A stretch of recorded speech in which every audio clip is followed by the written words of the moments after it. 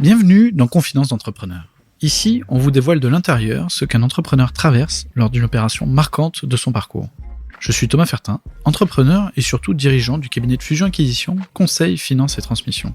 Chaque premier mardi du mois, nous revenons avec un invité entrepreneur sur son parcours tout en faisant un zoom sur une problématique ou une opération qu'il ou elle a dû traverser.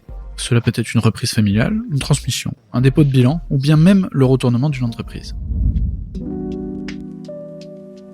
Aujourd'hui, nous parlons des entreprises familiales et la transformation des entreprises avec Émilie Grangeon, dirigeante de la Savonnerie des Alpilles qu'elle a repris à ses parents en 2020.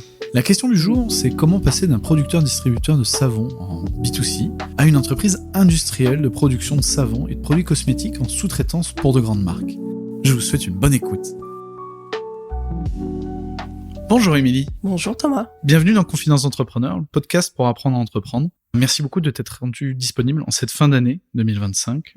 Nous sommes à 15 jours des fêtes à Paris, accueillis dans la salle de réunion du cabinet parisien de Guillaume David, de Wire Avocat. Guillaume qui a témoigné sur le rôle des avocats dans notre émission spéciale La boîte à outils. Pour commencer, est-ce que tu peux te présenter rapidement, toi et ta société ? Bien sûr. Donc, moi, je suis Émilie Grangeon. J'ai 44 ans et j'ai 3 enfants. J'ai intégré l'entreprise familiale en 2005, donc la Savonnerie des Alpilles, qui a été créée par mes parents, qui ont démarré avec une boutique sur Saint-Rémy-de-Provence et puis une autre sur Cavaillon également en 1992. Donc moi j'avais 11 ans à cette époque. Donc le soir je rentrais du collège et j'allais au magasin rejoindre ma mère et puis mon frère qui rentrait aussi de l'école et puis on était là à participer aussi déjà à l'activité sur la boutique, à ranger, à aider notre mère sur cette partie-là. Et puis l'entreprise a évolué. Mon père a décidé de prendre un tournant à un moment donné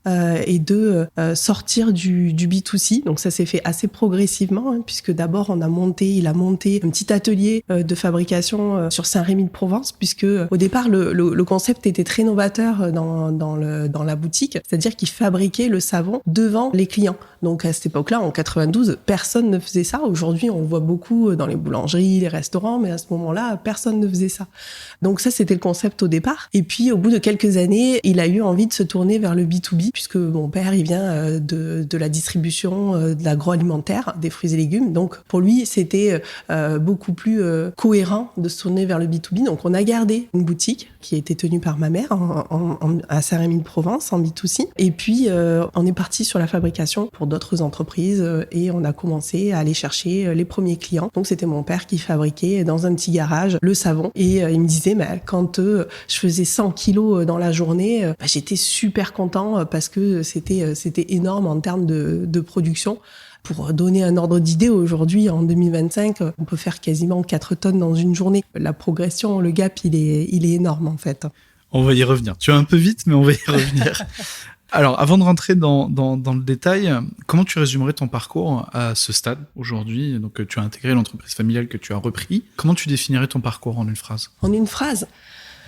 Je dirais que ça a été challengeant dès le départ, basé aussi sur l'innovation et puis l'envie d'entreprendre à l'intérieur de l'entreprise. L'intrapreneuriat. Exactement. Ah, ouais. Super. Comment tu présentes ton métier actuel à tes enfants ? Je leur dis que je fabrique des savons et des cosmétiques. Ils viennent régulièrement à l'entreprise quand ils sont malades, etc., pendant les vacances. Donc, ils connaissent l'environnement de l'entreprise, ils connaissent les collaborateurs, ils connaissent mon métier. Ils grandissent dans les ateliers. Ils grandissent dans les ateliers, oui. Ouais, j'ai connu ça aussi. Donc, Émilie, nous sommes ici pour parler de 2 sujets qui me tiennent moi particulièrement à cœur. La gestion des entreprises familiales et la reprise intrafamiliale et la transformation des business models. Tu l'as dit, vous avez démarré avec 2 boutiques et aujourd'hui, vous êtes une entreprise industrielle. Il reste une boutique et on va y revenir également. Mais voilà, vous êtes passé du B2C finalement au B2B et à l'industrie. Et c'est cette dualité qui m'intéresse. Comment est-ce que ton père a décidé de prendre ce virage, justement, entre la savonnerie B2C et de devenir un acteur industriel en sous-traitance ? Parce que il produisait pour lui-même, pour vendre directement aux consommateurs, oui, à devenir sous-traitant industriel. Comment ce virage s'est opéré ? Alors, ça s'est fait de manière progressive. Tout d'abord, il y a eu cette envie de... Alors, déjà, première précision, la boutique aujourd'hui, on ne l'a plus. Ça fait déjà une bonne dizaine d'années qu'on l'a revendue, 10-15 ans même. Mon père, le B2C, c'est pas son truc, en fait. Mon père, c'est un autodidacte. Il a pas de diplôme. Il dit tout le temps, le seul diplôme que j'ai, c'est mon permis de conduire. Voilà. Donc, et c'est quelqu'un de très intuitif, en fait. Il fait vraiment les choses par intuition. Et donc, le B2C, c'était pas son truc. Et il s'est dit, moi, j'avais l'habitude de vendre à la grande distribution en tant qu'expéditeur dans les fruits et légumes. Je vais essayer de transformer un peu ce modèle-là et de me l'approprier et de l'injecter dans l'entreprise. Et d'ailleurs, il a toujours gardé, et j'ai aussi à cœur de garder cet ADN-là de flexibilité, de rapidité, parce que dans l'agroalimentaire, c'est des denrées périssables, alors que le savon, ça ne l'est pas. Mais il a toujours gardé cette réactivité et de livrer rapidement dans son ADN. Et d'ailleurs, il y a une question que j'ai pas posée, mais comment est-ce qu'il est passé de distributeur de fruits et légumes à avoir une savonnerie, enfin 2 savonneries? Oui. Comment il est passé de ce stade-là? C'est l'opportunité, en fait. C'est l'opportunité de changer de métier. Il a racheté ou il a créé les savonneries? Non, il a créé. Ils ont créé le magasin de toutes pièces. Et personne n'y croyait d'ailleurs. Comme beaucoup, voilà, quand on démarre, je crois qu'ils avaient fait 5 dossiers auprès de 5 un dossier auprès de 5 banques différentes. Il y en a une qui les a suivis, qui est toujours notre banque d'ailleurs, une banque historique depuis 33 ans. Mais oui, c'était une envie de se reconvertir, une opportunité de la vie en fait, où son cousin, c'est venu aussi de son cousin, donc ça reste aussi en famille, qui travaillait pour une entreprise qui fabriquait des machines pour le savon. Il lui a dit, ah bah tiens, regarde, on a créé ces machines que tu pourrais faire dans un magasin, etc. Et de là, l'idée a germé et c'est parti de là. Et donc, tu as grandi dans l'entreprise familiale. Tu es parti faire des études de commerce. Oui. Tu as travaillé 2 ans, tu m'as dit? C'est ça? Oui. Dans la cosmétique ou rien à voir? Dans la cosmétique et le parfum, oui. Déjà avec une idée de te préparer à rejoindre tes parents? Je voulais faire un peu mes armes auparavant dans d'autres entreprises. Donc j'ai travaillé pendant 2 ans en tant que technico-commercial pour vendre et former les conseillères de vente en parfumerie sur les marques que je distribuais dans mon entreprise. Et puis en fin de mon contrat, puisque c'était un CDD, je me suis posé la question de qu'est-ce que j'ai envie de faire. Et moi je voulais travailler dans le commercial, dans le marketing, et je voulais vraiment être dans ce milieu-là. Et d'un côté, mes parents qui me proposaient ce poste. Et pour moi, c'était un peu tôt. Et puis, j'ai réfléchi et je me suis dit, bon, en fait, ce poste qu'ils me proposent, de pouvoir faire des choses à ma manière, avec ma vision, je vais pouvoir le faire peut-être dans 10 ans ou 15 ans dans une autre boîte. Le temps d'avancer, gravir les échelons, etc. Peut-être il va falloir que j'aille sur Paris. J'avais pas forcément envie de déménager du sud de la France. J'avais pas mal baroudé pour mes études, mais j'avais envie de m'ancrer dans le sud. Donc j'ai accepté. J'ai accepté le poste et j'ai rejoint l'entreprise en 2005. Quel a été ton constat initial quand tu es arrivé? Est-ce que ça correspondait à l'idée que tu t'en faisais? Mais au départ, non, en fait.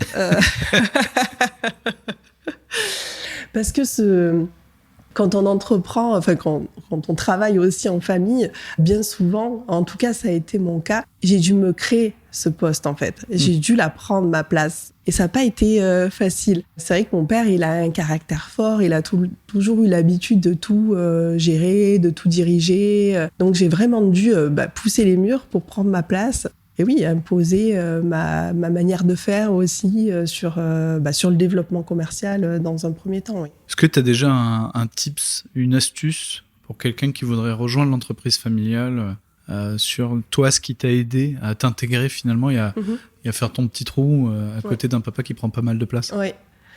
C'est toujours être à l'écoute en fait soit de ses conseils qui donnent ou qui donnent pas, mais en tout cas essayer de sentir ce qui se passe et de faire les choses aussi en parallèle en fait, de pas attendre d'avoir l'aval parce que parfois on a une intuition qu'on veut aller dans telle ou telle direction et de pas forcément attendre qu'on nous écoute, mais plutôt d'imposer notre légitimité qui vient après par des preuves, par le marché, par les tendances, par les demandes des clients. C'est le conseil que je donnerais en fait. Oui, de rester à l'écoute, mais de pouvoir finalement pas attendre que ça devienne une évidence, que notre conviction, notre idée devienne une évidence et de travailler, on va dire, en parallèle de notre poste, de ce qu'on doit faire, etc. pour pouvoir attendre le bon moment jusqu'à ce que et être prêt quand les clients disent on veut ça. Moi j'ai déjà travaillé dessus. Regarde, c'est déjà prêt. On est prêt à lancer en fait. Donc l'entreprise a 33 ans. Toi tu l'as intégrée il y a 20 ans. Donc Oui. la boîte avait déjà 13 ans. Mhm. Elle en était où sur son virage stratégique, justement, de mise en place industrielle, on va dire, de process industriel? Vous en étiez où? Quand j'ai intégré, on venait juste de déménager et d'acheter un bâtiment. Non, c'est la première fois qu'on achetait aussi un bâtiment. On avait auparavant un petit atelier de 200 mètres carrés et là, on passait à 800 mètres carrés. Donc, c'était énorme. Le gap, on avait l'impression que c'était tout vide, qu'on allait s'y perdre.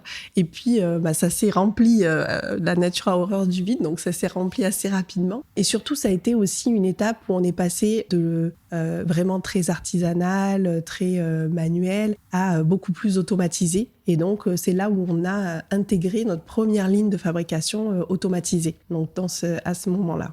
Ouais. Et toi, ton constat initial, c'était quoi? Il fallait renforcer le commerce, renforcer la prod, renforcer... C'était quoi le point de départ de tiens, je vais partir là-dessus?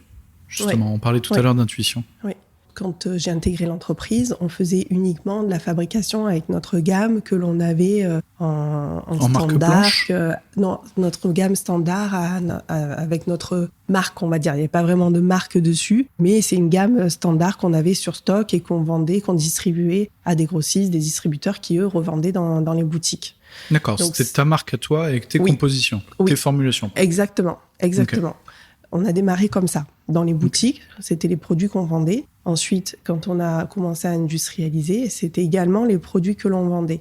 Et en fait, moi, quand je suis arrivée pour renforcer cette partie commerciale, renforcer l'international aussi. Et puis, rapidement, j'ai vu aussi qu'il y avait des opportunités en développement à marque blanche, donc à façon, avec la marque du client. Et donc, petit à petit, on a commencé à fabriquer pour des marques avec leurs formules de savon, leurs parfums, leurs ingrédients, leurs huiles végétales, etc.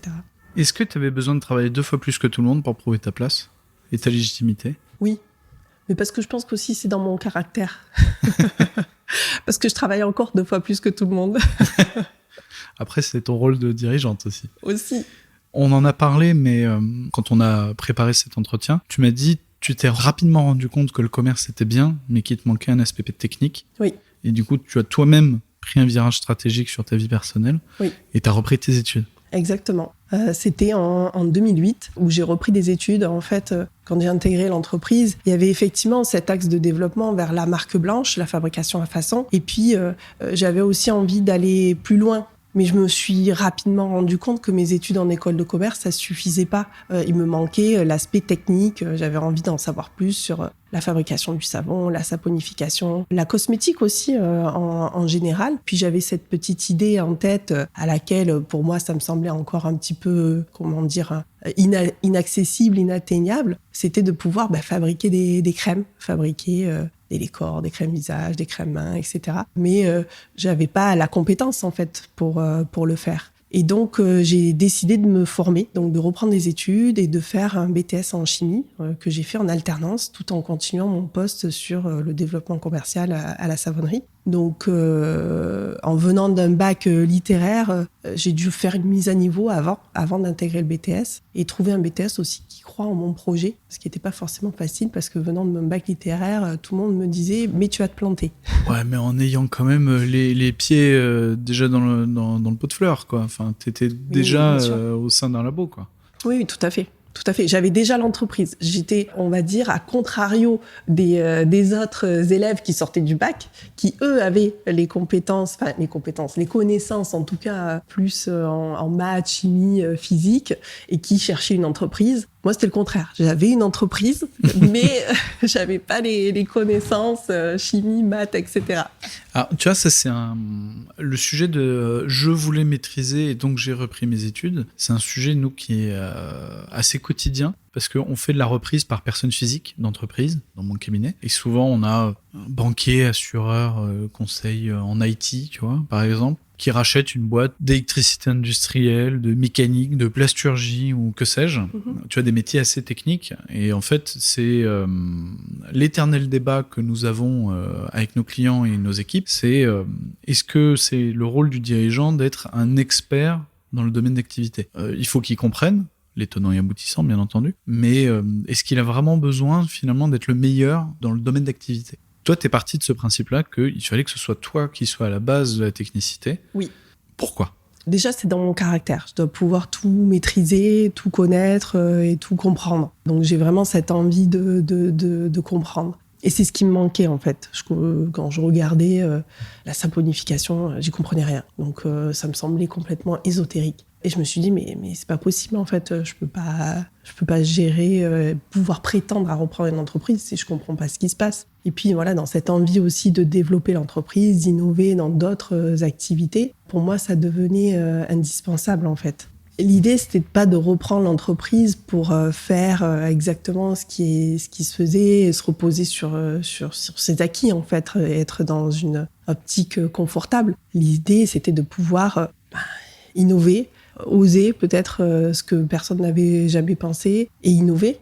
Et aujourd'hui, tu as un chimiste en interne ? Ou c'est toujours toi qui fais les formules ? Non, aujourd'hui, j'ai un ingénieur chimiste qui développe les formules, oui. Et aussi, ce qu'il faut dire, voilà, ce que je voulais dire, c'était ça aussi, c'est que quand je suis rentrée, même en 2008, quand j'ai décidé de reprendre les études, on était 5 dans l'entreprise, en fait.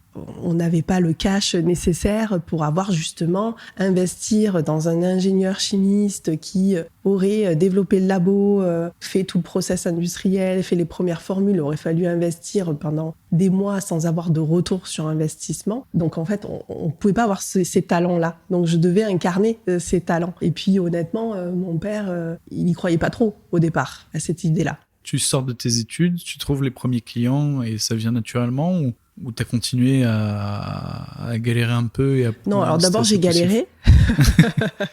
Déjà pour faire les études. Déjà pour faire les études.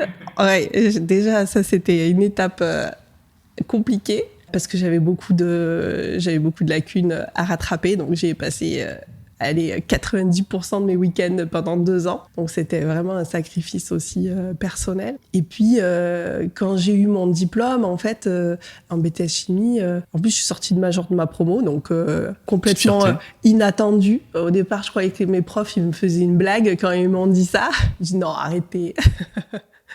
Non, c'était vrai. Et donc j'avais gagné ma légitimité aussi, mais c'était que le début. Je croyais que j'avais gagné ma légitimité, mais en fait c'était pas ça la vraie légitimité. La vraie légitimité, c'est justement d'apprendre de ses erreurs, de continuer quand on échoue et de continuer à croire en ses idées, parce que les premières formules, elles sont pas venues comme ça direct. Oui, moi c'était le truc rêvé. Bon, c'est bon, j'ai mélangé l'eau, l'huile, l'émulsionnant et clac, comme par magie, ça va se faire tout seul. Non, en fait, surtout que moi, je voulais formuler sur du naturel. Il y a 15 ans, enfin une bonne dizaine d'années, les ingrédients, c'était pas les mêmes qu'aujourd'hui. Les possibilités, c'était moins stable, ils étaient beaucoup plus difficiles à travailler, difficulté d'avoir des textures qui étaient satisfaisantes. Donc non, ça a été des heures, des soirées entières à formuler, échouer. Bon, les premiers échantillons, c'était plus un gros paquet de grumeaux qu'une émulsion fluide et stable, quoi. Est-ce qu'il y a eu un moment de déclic où tu as réussi à vraiment churner le modèle et passer vraiment en sous-traitant industriel ? Est-ce qu'il y a un truc symbolique qui démontre ce déclic ou c'est venu au fur et à mesure, petit à petit ? C'est venu au fur et à mesure. Et puis peut-être vraiment le déclic, c'est peut-être en 2020. Quand on a changé de bâtiment, donc là on fait un grand bond en avant, mais par rapport à loin où on en était de l'histoire. Mais en 2020, on a racheté un autre bâtiment. On a doublé notre surface, donc on est passé, oui, parce qu'entre les 800 mètres carrés en 2005, quand j'ai intégré l'entreprise, en 2015, on a construit une extension sur notre bâtiment que l'on avait. Donc on a doublé notre surface à 1600 mètres carrés pour rajouter une deuxième ligne de fabrication de savon. Et c'est à ce moment-là où j'ai pu créer le labo cosmétique, où j'ai eu un espace dédié pour le labo cosmétique. Et puis 2020, donc on est passé de 1600 mètres carrés à 3200 mètres carrés, donc on a encore doublé notre surface. Et là, on a rajouté une troisième ligne de fabrication de savon. Et le changement marque blanche, il s'est fait progressivement en fait. Et il y a un moment où on s'est dit, vers 2018-2019, on a regardé, on s'est dit, ah oui, maintenant, la marque blanche, ça commence à représenter 70% de notre chiffre d'affaires. On est en train de prendre un nouveau virage, en fait. Et là, aujourd'hui, la marque blanche, en 2025, ça représente 85% de notre chiffre d'affaires. Alors, j'anticipe, c'était une question que j'allais te poser beaucoup plus tard, mais tu m'as dit, on fait encore 10% de B2C ? Pas de B2C, c'est toujours du B2B, mais c'est avec votre marque à vous. Oui, c'est notre gamme standard. Il y a pas véritablement de marque apparente dessus, mais c'est une gamme de savons historiques qu'on a retravaillé là, il y a 2 ans pour la rendre un peu plus au goût du jour. Mais c'est toujours la même gamme standard, ouais. Ça, c'est quoi? C'est le poids de l'histoire et ça serait dommage de s'en priver ou... Oui, et puis je pense que c'est historiquement, cette gamme, elle nous suit depuis le début, quoi, même si elle a évolué. Donc il y a peut-être un petit peu d'affect là-dedans aussi. Mais malgré tout, elle a son public. Et puis on a aussi pour ambition de poursuivre le développement, sur cette partie-là aussi, parce que c'est aussi du chiffre d'affaires que l'on peut rentrer plus rapidement que sur des développements, parce que des développements à marque blanche, ça peut prendre du temps. Ça peut prendre plusieurs mois. Alors justement, c'est exactement là où je voulais t'amener. Est-ce que tu peux nous expliquer en quoi c'est très différent de créer une formule versus créer une marque de cosmétiques? Parce que on entend beaucoup de gens créer des marques de cosmétiques tous les 2 jours. J'exagère un peu, mais c'est l'idée. Et une formule, c'est un travail qui est totalement différent. Bon, il y a forcément un travail technique versus marketing, mais le développement formule, c'est quoi les tenants et aboutissants de demain, je veux créer une crème pour homme? C'est quoi les premiers problèmes qui vont m'arriver, etc. Alors, comme tu le dis, effectivement, c'est complètement différent dans l'approche, en fait. Il y a le côté marque où, il faut faire son branding, son positionnement, le marketing, déterminer dans quel réseau de distribution on veut être. Est-ce que c'est pharmacie, est-ce que c'est grand magasin, est-ce que c'est Internet, etc. Et puis, créer la formulation en fait des produits d'une crème, c'est complètement différent. Effectivement, ça requiert de la technique parce que quand moi j'ai démarré, même si j'avais fait un BTS chimie et qu'après j'ai fait une formation professionnelle sur la formulation, j'étais pas ingénieur chimiste, donc ça requiert une connaissance en fait des matières premières, de l'interaction des matières premières, de je mélange ça avec ça, qu'est-ce que ça va faire en fait, et ça demande tout simplement de la connaissance technique, qui est plus, à mon sens, un peu plus complexe quand même à appréhender, à avoir que sur peut-être du marketing ou du branding qui peut être peut-être un peu plus intuitif. Il y a peu d'intuitif bien sûr, on peut avoir de l'intuitif dans la formulation, mais c'est avant tout de la technique quand même. C'est de la pure chimie. C'est de la chimie, oui, bien sûr. Aujourd'hui, l'intelligence artificielle, c'est un sujet qui t'aide ou rien à voir, il n'y a pas encore assez d'antériorité? Alors, je sais qu'il y a beaucoup de labos qui utilisent de plus en plus l'intelligence artificielle pour formuler. Je sais que ma responsable R&D, ça lui arrive de poser des questions à ChatGPT pour savoir quel est cet actif, à quoi il correspond, quelles sont ses propriétés chimiques, etc. Donc, pour avoir des infos un peu plus rapidement qu'en une recherche Google, où après, il faut télécharger les fiches techniques, etc. Donc, plus à ce niveau-là aujourd'hui. Et d'un point de vue business model, donc tu fais de la R&D pour les besoins de tes clients, pour développer des formules. La formule appartient au client et donc tu la factures, ou la formule t'appartient et tu as une exclusivité sur une période donnée de production? Comment ça marche? Les deux possibilités. Dans la plupart des cas, la formule nous appartient. Donc on développe la formule pour le client, elle nous appartient, on la met à sa disposition, on va dire. Principalement, c'est ça. Après, si le client veut être propriétaire de la formule, oui, il peut acheter la formule. Ok. Avec une analyse chromatique, par exemple, on peut arriver à comprendre la formule et la recopier ou pas? Ça va être difficile. Oui, on peut peut-être avoir certains éléments. On a même sur l'emballage, on a la liste INCI, ce qu'on appelle, c'est la liste des ingrédients. Donc ça peut donner une idée. On sait déjà quelles sont les matières qui sont présentes dans la formule. Après, on n'a pas le dosage. Pour me rendre compte, c'est la pure curiosité, mais ça vaut combien une formule? Ça dépend.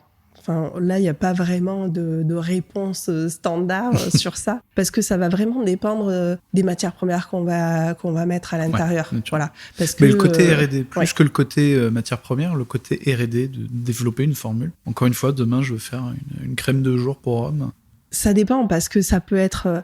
alors nous, la manière dont on travaille aujourd'hui pour essayer aussi d'aller plus vite et de faire gagner du temps à nos clients, c'est qu'on a des cœurs de formules sur lesquels on a déjà travaillé, stabilisé, sur lesquels on a passé déjà des heures et des heures de formulation, donc qui aujourd'hui sont stables, testés, etc. Et on les met à disposition pour nos clients pour qu'ils puissent les utiliser et parfumer ou rajouter un actif, une huile végétale à leur convenance. Donc ça peut être un développement très rapide. Bien sûr, il faut refaire des tests derrière pour vérifier qu'en ayant ajouté des ingrédients, ça déstabilise pas la formule, mais on va dire que dans les grandes lignes, on est quasi sûr que ce soit conforme. Et puis, j'ai perdu le fil de ce que je voulais dire. Le développement d'une nouvelle formule. Oui, le développement d'une nouvelle formule, on a rarement de la chance d'y arriver du premier coup. C'est impossible, je crois que c'est jamais arrivé en fait. Donc on peut faire 1 essai, 2 essais, 4 essais, 10 essais. Des fois on voit des V25. Voilà, donc ça veut dire qu'on a fait 25 versions de la formule. Donc ça, c'est des heures et des heures passées au labo, pas que au labo aussi, derrière son ordinateur aussi, à chercher, faire du sourcing, des meilleurs ingrédients, où ça déstabilise la formule. Mais qu'est-ce que je peux mettre derrière? Ou le client n'est pas satisfait de la texture parce qu'il recherche ça, enfin telle caractéristique.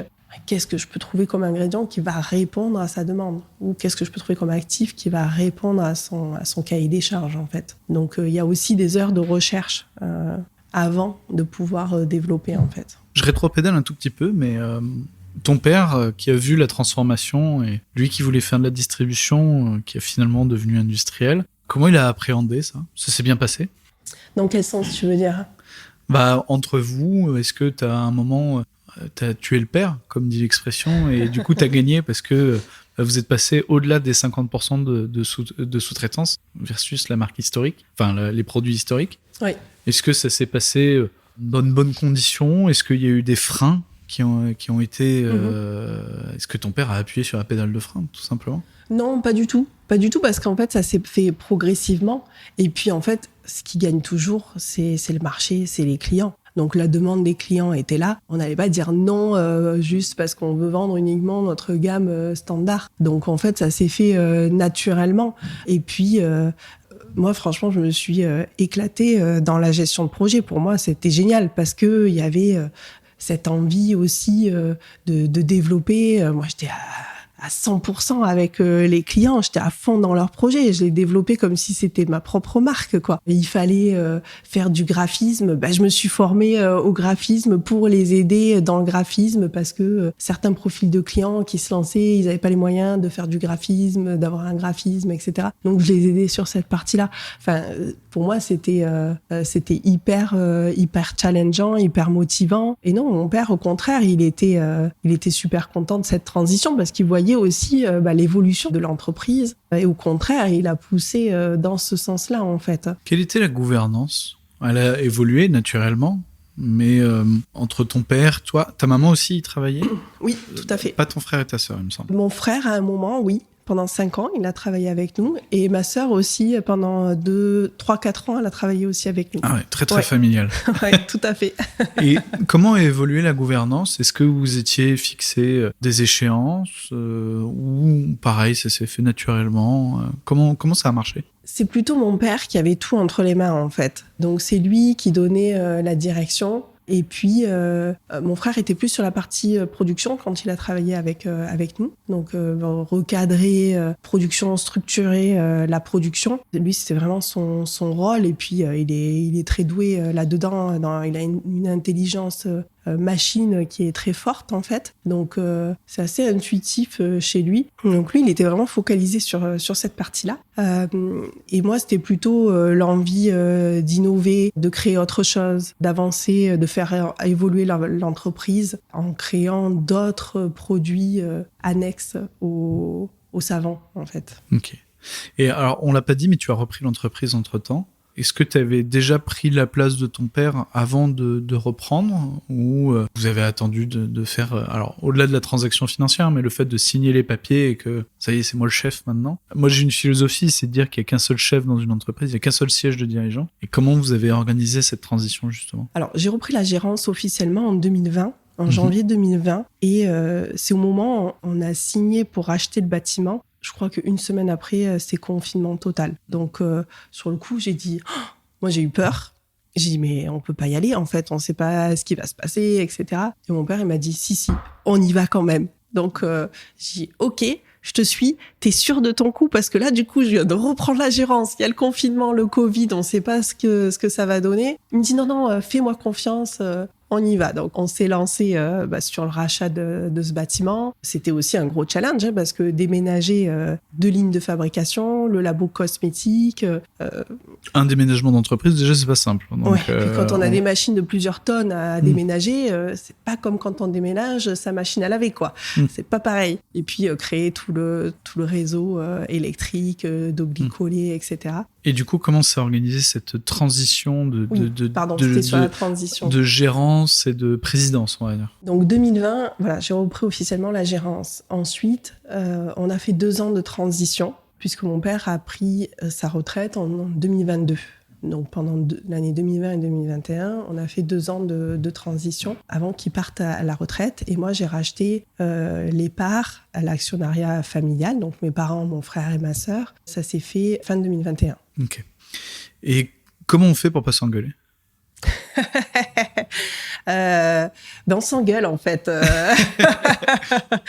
Non, ça a pas été simple cette période de transition, j'avoue. Ouais. Franchement, ça a été une période très difficile parce que déjà on est passé de 10 à 20, 25 personnes, donc on a doublé assez rapidement, voire même plus de doubler notre effectif assez rapidement. La 3e ligne de fabrication qui arrive, le nouveau bâtiment, moi je reprends la gérance. Ça faisait beaucoup en fait. Il fallait structurer aussi parce que quand on passe de 10 à 20, 25, on peut plus fonctionner de la même manière. Donc mon père, il s'est beaucoup appuyé sur les connaissances, les compétences des personnes en place. D'ailleurs, très très très très bien. Hein. Je veux dire, c'est ce qu'il faut faire, bien sûr. Mais on a oublié qu'il fallait écrire aussi. Et donc moi, l'objectif, c'était de pouvoir aussi écrire nos procédures, nos process, dire ce qu'on faisait, et puis structurer aussi, structurer la production, structurer les fonctions support. Donc moi je me suis vraiment attelée à ça. Et puis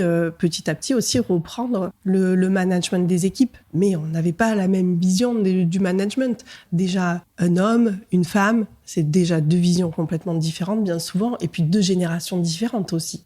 Et des salariés qui sont parfois un peu comme les enfants et qui jouent sur les 2 tableaux entre papa maman quoi. Donc voilà. Donc oui, on s'est engueulé quelques fois, on va dire. Et c'est quoi l'astuce pour s'en sortir? L'astuce, c'est que finalement, on est dans la famille. On sait que il savait très bien que j'allais pas claquer la porte et partir, et je savais bien que lui non plus. Donc, on est obligé en fait de venir et de se parler et de se dire bon là, non, en fait, il faut qu'on soit une équipe soudée quoi. Il faut qu'on renvoie aussi aux collaborateurs une image comme quoi on travaille ensemble. Et c'est ce qu'on faisait. Mais parfois, on n'avait pas forcément la même vision des choses quoi. Tu devrais reproduire ce schéma avec tes enfants et ton mari? Disons, ce schéma de reprise d'entreprise. Les faire rentrer dans la boîte et transmettre. Même ton mari, peut-être, je sais pas ce qu'il fait, mais tu vois, toi, peut-être que dans 10 ans, t'en auras plein le dos et t'auras envie d'avoir une autre aventure entrepreneuriale. Est-ce que tu devrais reproduire ce schéma? Oui, pourquoi pas. Si mes enfants, ils ont envie de pouvoir, de travailler dans l'entreprise, de reprendre l'entreprise, au contraire, je les accompagnerai pour justement les aider dans cette reprise-là. Je pense que je le ferai un peu différemment, mais... Qu'est-ce que tu ferais différemment? Mon père, c'est plus dans sa manière de faire, c'est t'es là, débrouille-toi. Ouais, c'est l'ancienne génération. Voilà. Donc en gros, je suis perdue, je sais pas trop ce qu'il faut faire, débrouille-toi. Voilà. La technique du démerde-toi. Voilà, exactement. Donc bon, c'est très formateur, hein. C'est très formateur. Mais moi, je suis plus dans l'accompagnement. Donc, je pense que, puis avec mes enfants, dans l'éducation, c'est vraiment ça, d'apprendre à les connaître, à savoir comment ils fonctionnent, pour pouvoir aussi m'adapter, etc., pour pouvoir les accompagner, en fait, à devenir adultes. Donc, je pense que je serai plus là-dedans. Alors, peut-être leur dire, peut-être les pièges, les erreurs à éviter, ou les conseiller, plus dans une approche de conseil, en fait. Est-ce que tu penses que c'est une force d'être une boîte familiale? Oui, c'est une force. Pour moi, ça l'est parce que tu envisages sur le temps long. Tu réfléchis pas. Quelqu'un qui achète une société, il réfléchit dans un premier temps sur 7 ans. Alors toi, tu as racheté la société, donc peut-être que tu réfléchis sur 7 ans, mais peut-être que tu te projettes aussi à plus loin en te disant j'ai envie que mes enfants reprennent, par exemple. Et donc tu prends des décisions probablement différemment. Oui. Moi, je vois sur le long terme, effectivement, que mes enfants reprennent ou reprennent pas, en fait.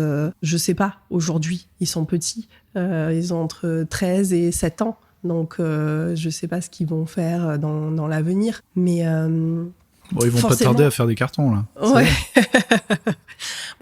Alors, maintenant, un peu moins, parce que on est beaucoup axé sécurité, etc. Mais il y a eu des fois où mon aîné, il avait 6 ans, il venait, il montait des cartons. Hein. Et je disais, t'as monté tant de cartons, je te donne 5 €. J'ai toujours travaillé dans l'usine de mon père. Ouais. Dès mes 10-11 ans, je faisais des cartons, des palettes, du broyeur. Oui, complètement. Est-ce que tu pourrais vendre cette société ? Alors, t'es jeune, mais dans 10-20 ans, est-ce que tu te verrais vendre cette société ? Mais je me pose la question de temps en temps. Je me dis, et si mes enfants reprennent pas, est-ce que je la vendrai ? Je sais pas encore y répondre, en fait. Et je sais pas si j'ai envie d'y répondre, en fait, à cette question. T'as le temps. Voilà, parce que je me dis, si personne reprend, oui, je la revendrai. Voilà. Tu pourrais la garder, mettre un gérant, et ça serait un actif familial qui pourrait produire, tu vois, par exemple. Oui, ça pourrait être une option, effectivement. Ce serait pas un crève-cœur de vendre ? Oui, bien sûr, j'aimerais bien que mes enfants y reprennent l'entreprise, mais j'ai surtout envie en fait qu'ils fassent ce qui les fait vibrer. Si c'est pas ça qui les fait vibrer, je vais pas les pousser là-dedans en fait. Quel conseil tu donnerais à quelqu'un qui souhaiterait intégrer ou reprendre l'entreprise familiale ? Une entreprise familiale, hein, pas chez toi. Une entreprise familiale en général. Je pense que en fait, il faut avoir cette agilité, cette flexibilité de pouvoir conserver l'ADN de départ de l'entreprise, tout en amenant une nouvelle vision, en fait, pour la transformer. C'est un peu ce que j'essaie de faire, en fait. C'est pas un peu ce que j'essaie de faire, c'est ce que je veux faire complètement. J'ai pas repris l'entreprise pour la conserver telle que, pour faire comme avant, en fait.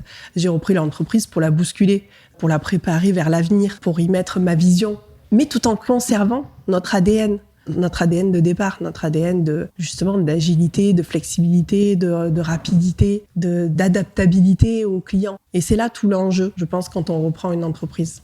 Et à l'inverse, pour les parents, qu'est-ce que tu leur conseillerais si demain tu as des potes qui ont des enfants qui veulent intégrer l'entreprise familiale ? Oui. Ce serait quoi le premier conseil ? Si j'ai des amis qui veulent intégrer une entreprise familiale. Non, ou leurs enfants veulent intégrer l'entreprise. Oui. Aux parents, qu'est-ce que tu dirais ? Je pense qu'en fait, en tout cas, ça a été mon cas, j'ai pas été intégrée de la même manière que si on avait intégré un collaborateur, en fait. Alors, j'étais très bien accueillie. Je me rappelle, ma mère, elle m'avait amené un bouquet de fleurs. Enfin, j'étais super bien accueillie. De ce côté-là, il n'y a pas de souci. Mais après, encore une fois, je pense qu'effectivement, c'était... oui, je connaissais l'entreprise de l'extérieur, mais je connaissais pas l'entreprise de l'intérieur. Et quand on accueille un nouveau collaborateur, on lui explique la vision, on lui explique les valeurs, on lui explique là où on veut aller. Et en fait, je pense que quelque part, mon père, pour lui, c'était acquis. Je le savais, puisque j'avais vu naître l'entreprise, donc je devais savoir tout ça intuitivement. Sauf qu'en fait, pas vraiment. Et je pense que malgré tout, même si ça reste dans la famille, il y a quand même cette phase-là de partage, en fait. Je pense que c'est ça aussi. C'est de vraiment partager maximum d'informations sur la vision, les valeurs, là où on veut aller, et d'échanges. Je pense que c'est vraiment la clé pour moi de pouvoir avancer ensemble, c'est le partage et la communication. Finalement, il faut l'intégrer comme n'importe quel collaborateur. Oui, je pense. Oui. J'avais une question également. Tu as pris la décision en 2020 de racheter l'intégralité du capital de la famille. Oui. Donc, tes parents étaient majoritaires. Oui. Tu avais ton frère et ta sœur au capital. Qu'est-ce qui a guidé ce choix de dire je vais être toute seule, je vais être chez moi ? Je pense que j'avais envie de prendre mes propres décisions. Et puis, je pense que comme la période de transition a été un peu compliquée, je me suis dit, en fait, on n'arrivera jamais à se mettre d'accord, quoi, sur ce qu'il faut faire, sur la vision, sur comment structurer, comment manager. Donc oui, j'avais envie d'être maître à bord en fait. J'avais envie d'être vraiment le capitaine du bateau. Et je vais pousser un peu plus loin. Est-ce que tu pourrais ouvrir ton capital à un fonds ou un groupe pour t'adosser? Parfois, je me pose la question parce que aujourd'hui, j'ai envie d'aller plus vite, d'aller plus loin et d'aller plus vite. Et quand on manque de cash, c'est difficile d'aller plus vite et plus loin. On peut aller plus loin, mais ça va plus lentement. Donc parfois, je me pose la question, je me dis, est-ce que ça vaudrait pas le coup d'ouvrir son capital? Et là, je commence à réfléchir. Et là, je me dis, ah non, je suis pas prête.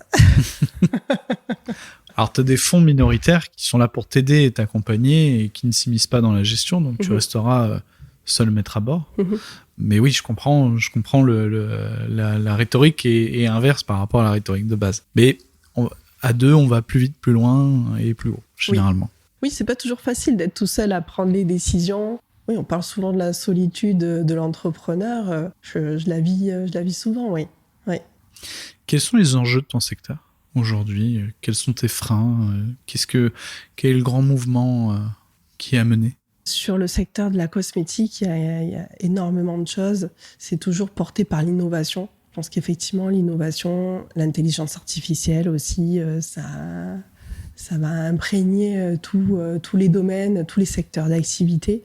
Et le naturel qui pour nous a toujours été justement dans notre ADN. On a toujours formulé sur des savons, sur des bases d'huile végétale, sur des cosmétiques naturels. On voit que c'est une tendance, c'est même plus une tendance en fait, ça devient la norme maintenant, le naturel. Donc ça, c'est vraiment une tendance qui va s'accroître, qui perdure en fait. Et c'est là aussi tout l'enjeu de préserver la biodiversité, parce que tout le monde fait du naturel, ok, mais les ressources naturelles, elles sont pas non plus infinies et illimitées. Donc c'est comment aussi les entreprises, les industriels arrivent à préserver cette biodiversité pour faire en sorte qu'on n'épuise pas les ressources, mais qu'on puisse les renouveler et continuer à produire avec ces matières premières naturelles. Comment tu vois le développement de ta société dans les 5 à 10 prochaines années? Nous, on a pour ambition de doubler notre chiffre d'affaires, d'augmenter nos volumes, d'aller à l'export. On est déjà sur l'export, mais d'accentuer sur l'international. C'est vraiment notre ambition aujourd'hui. Et de vraiment se positionner en tant que laboratoire intégré des marques de la cosmétique. C'est-à-dire que c'est comme si la marque venait nous voir et ils ont leur propre laboratoire intégré. Donc nous, on est là pour être agile, flexible, que les clients puissent venir chez nous, travailler avec nous et être sereins sur le fait que leur projet est pris en main et sera fabriqué selon leurs critères, leurs cahiers des charges, leurs exigences, et comme si c'est eux-mêmes qui fabriquaient le produit en fait. J'imagine que c'est une valeur ajoutée que d'être un labo français. Oui, tout à fait. Situé en Provence aussi, on accentue beaucoup sur notre ancrage et notre authenticité provençale. Ouais. Tu m'as parlé d'innovation et je me suis un peu renseigné sur ce que vous faites. On va ouvrir une parenthèse là-dessus parce que moi je trouve ça hyper intéressant. Vous faites de la cosmopette, oui. La cosmétique pour les animaux. Oui. Est-ce que tu peux nous en parler? Parce que ça, fallait le trouver quand même. Alors c'est une innovation qu'on a lancée cette année, en 2025. Bon, après, moi j'ai beaucoup d'idées.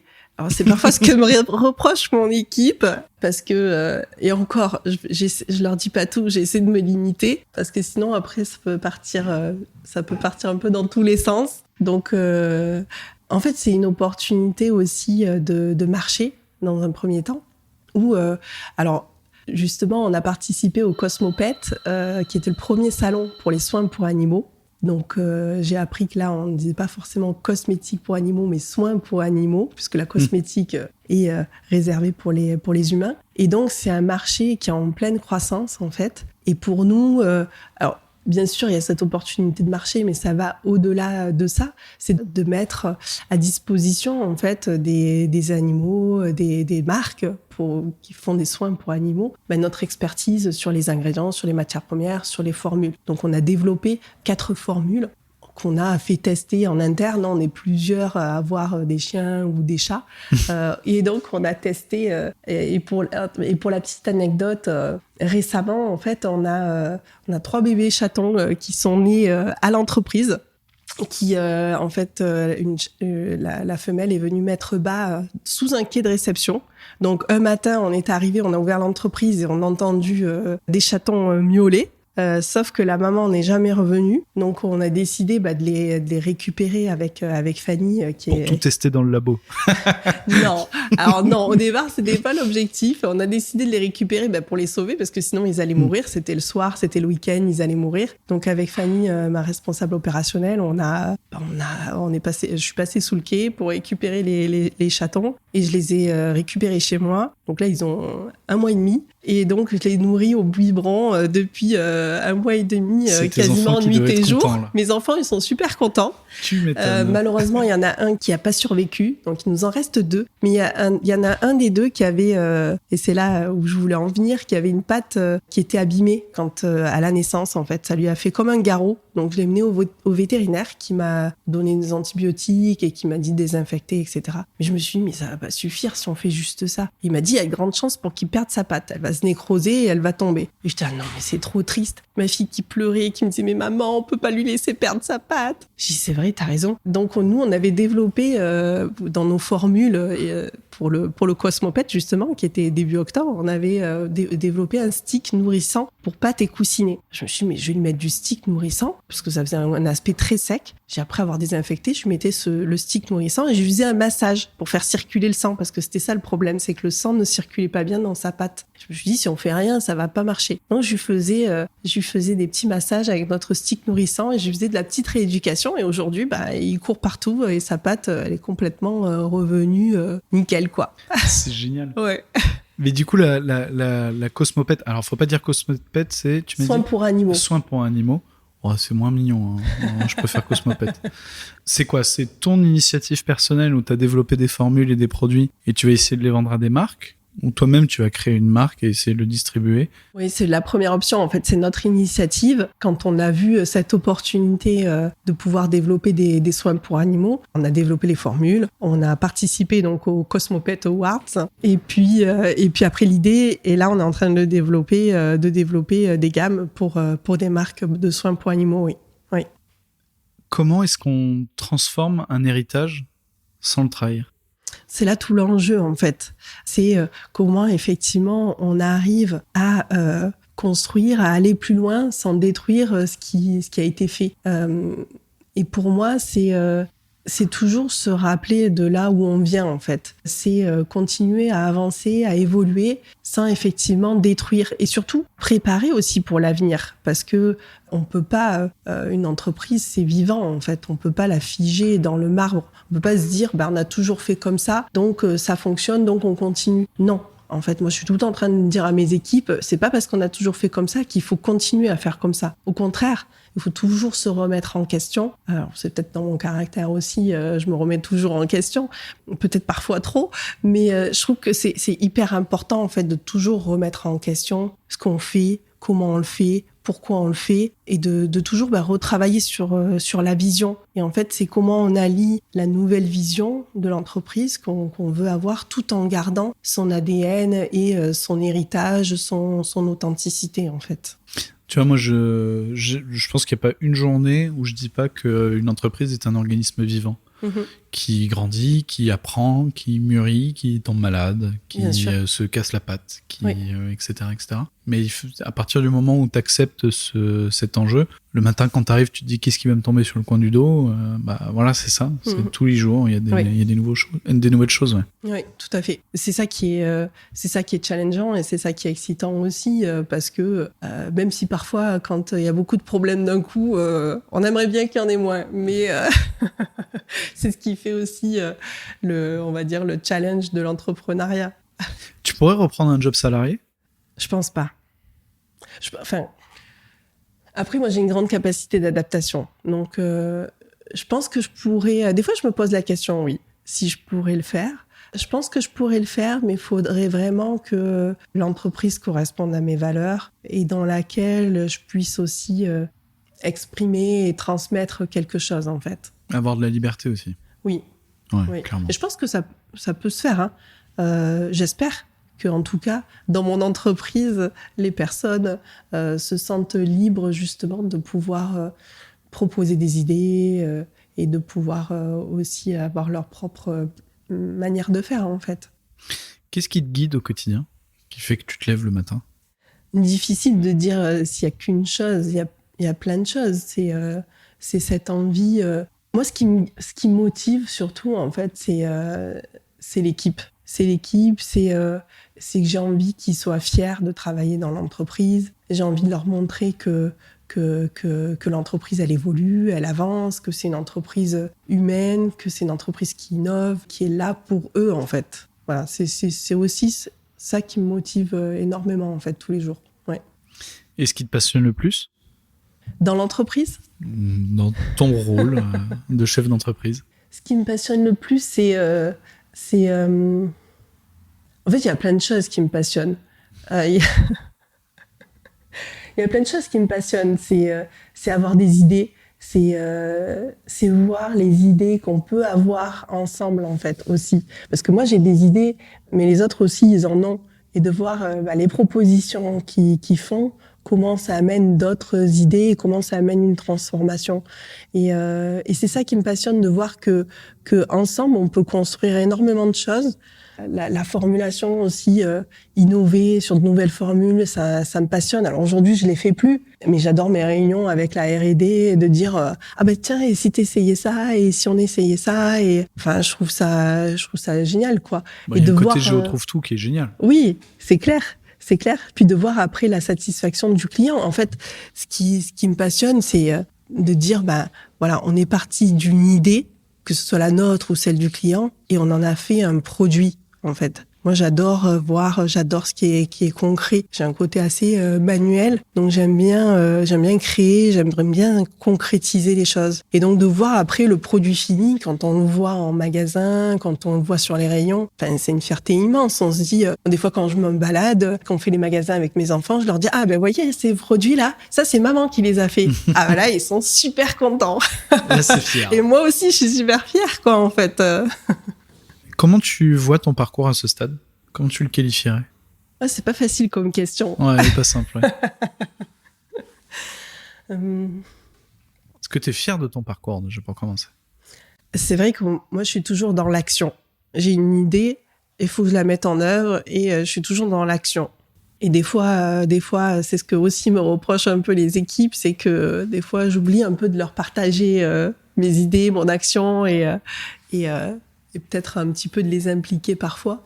Donc on prend pas souvent le temps de se poser et de dire tiens, qu'est-ce que j'ai fait, de regarder en arrière son parcours, etc. Oui, je dirais que je suis plutôt fière de ce que j'ai fait, de ce qu'on a construit aussi avec mon père, avec ma mère aussi, l'entreprise, là où on l'a menée.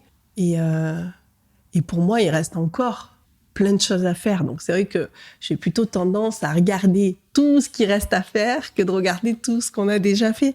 Mais si on regarde ça, oui, je suis fière et je suis hyper contente, et et en fait c'est ce qui aussi me booste à poursuivre, en fait, parce que je me dis waouh, regarde tout ce qu'on a déjà fait, quoi. Il y a 33 ans, on est parti d'un magasin, quoi, qu'on fabriquait les savons dans notre boutique. Et quand je repense à certaines anecdotes, puisque après en 98, le savon est rentré dans la réglementation cosmétique.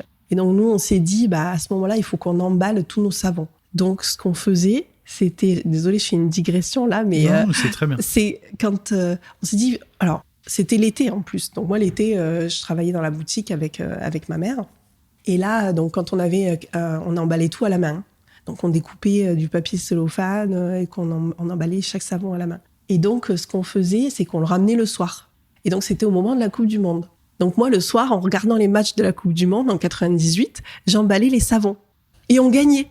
Et c'était devenu notre rituel. On s'est dit, à chaque fois, on gagne tous les matchs, on va continuer comme ça. Donc, on emballait le soir les savons devant la télé en regardant les matchs de la Coupe du Monde de 98, quoi. Quand je me dis, voilà, à un moment, en 98, on faisait ça. Aujourd'hui, on a 3 lignes, on n'avait plus besoin de faire de l'emballage à la main, quoi. Ça se fait en automatique. En 2002, vous avez acheté la machine automatique, c'est ça? Ouais, presque. Non, c'est venu avant, mais Bon, après, on a toujours une partie emballage à la main avec des opératrices de conditionnement qui font encore de l'emballage manuel, mais la plupart, ça se fait en automatique. Mais quand je regarde ça, quand je me remémore ces moments-là, je me dis, ouais, on a complètement changé d'échelle, quoi. C'est quand même incroyable, en fait. Hein. Alors, je te conseille d'écouter l'épisode 4 avec Jérôme Forest, qui est un sacré personnage qui a fait du retournement d'entreprise et qui donne des astuces justement dans le retournement d'entreprise et qui dit à un moment du podcast, il faudra tout écouter pour voir où est-ce que c'est, quand ça va mal, un jour où tu vois, il y a rien qui va, dis-toi, regarde ton agenda et dis-toi, il y a 1 an, j'en étais exactement là, à cet endroit-là.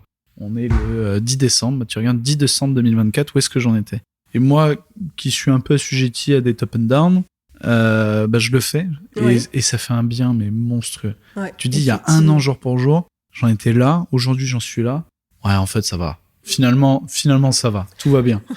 Et ça fait partie des nombreux conseils qu'il donne dans le podcast et vraiment celui-ci je l'applique régulièrement et il est extraordinaire. Épisode 4, Jérôme. J'irai écouter, effectivement, c'est une bonne astuce. C'est une bonne astuce. Ça fait du bien. Ouais, complètement.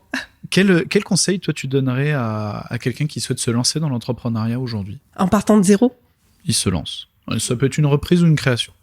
Je dirais qu'il faut beaucoup de courage, déjà, pour entreprendre.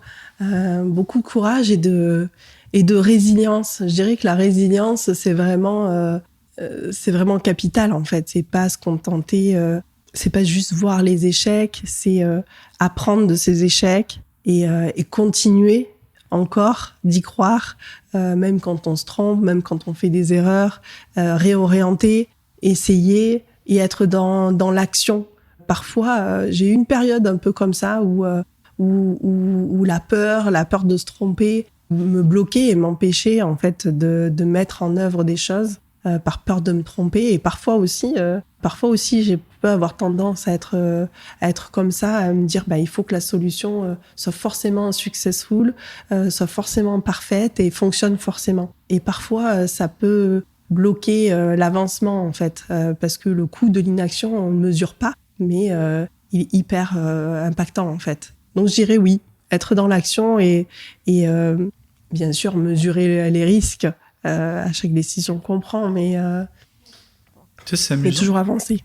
Tu vois, c'est amusant. Hier soir, j'étais au Réseau Entreprendre à Bordeaux, Aquitaine, pour la fin d'accompagnement des lauréats du Réseau Entreprendre, donc de la promo 2023. Alors, il y a eu un certain nombre de succès et d'autres qui en ont eu un peu moins. Et notamment, il y en a un qui a parlé d'échec parce que il n'a pas réussi à faire survivre son entreprise.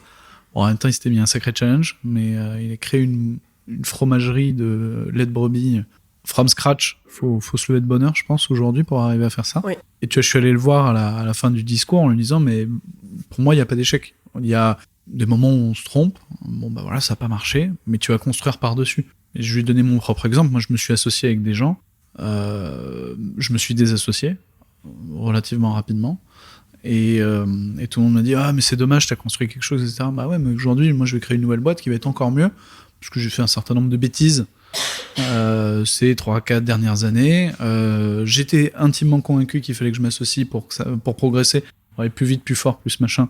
Aujourd'hui, on a une stratégie qui est totalement différente. Et voilà, et je construis par-dessus ce tremplin. Moi, j'appelle ça un tremplin. Et donc, on ne peut pas considérer ça comme un échec. C'est une étape. Dans ta frise chronologique de ta propre vie, c'est une étape. Et puis voilà, quoi. Et il faut surtout pas annuler une période de ta vie sous prétexte que c'est mal fini. Oui, complètement. Enfin, personnellement, c'est comme ça que je le vois. Est-ce que tu as un objectif final à un moment où tu as fini le jeu? Non. Je crois que entreprendre, c'est un jeu infini, en fait. Ça se finit jamais. C'est ça qui est cool aussi. Ouais, complètement. Et dernière question. Si tu pouvais parler à la Émilie d'il y a 20 ans, qui allait embaucher officiellement dans la boîte de ses parents, qu'est-ce que tu lui dirais? C'est une bonne question, ça. Forcément, j'ai gagné en maturité. En 20 ans, on évolue, comme tout le monde. Ça peut être un conseil. Ouais. Je lui dirais peut-être parce que moi, je suis très fonceuse. Et donc, je lui dirais peut-être parfois de prendre le temps de pas être toujours action-réaction, Mais parfois de peut-être prendre le temps de se poser, d'écouter, de comprendre ce qui se passe, au lieu de foncer parfois tête baissée. Et il peut y avoir un peu des dommages collatéraux sur les gens qui sont autour, quoi. Donc je lui dirais plutôt ce conseil-là, je pense. Merci beaucoup, Émilie. Merci. Je remercie Thibaut Dupieris pour le montage et les équipes de Conseil Finance et Transmission pour leur soutien sur cette belle aventure. N'hésitez pas à nous contacter pour nous suggérer des invités ou des thèmes que vous souhaitez aborder. Ce projet n'est pas seulement le mien, je tiens à ce qu'il évolue avec ses auditeurs.